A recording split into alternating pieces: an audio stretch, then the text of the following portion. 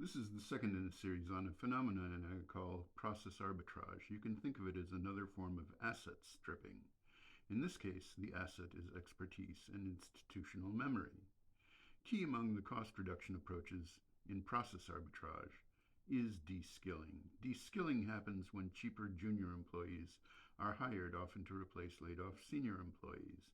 This figures into Boeing's problems because the number of factory workers with 6 years of experience or more has sharply declined. Boeing did this in a big way when they opened the 787 production line in South Carolina, a state chosen for being generally hostile to unions. At that plant, only the flight readiness and inspection workers, known as flight line workers, are unionized. South Carolina is a relatively low-wage state, and Boeing hired people with little or no aerospace experience for many of the jobs there. This is deskilling by running away from your existing workforce. The whole process of designing and making the 787 was meant to be a crowning achievement for cost reduction, but the design process turned into an infamous major disaster that cost Boeing tens of billions of dollars.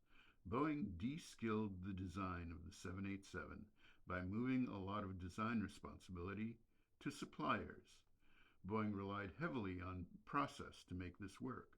They wrote into their supplier contracts that the suppliers would design compatible parts and would manufacture them to the highest standards. Severe penalties for not meeting these contractual requirements were written into those contracts.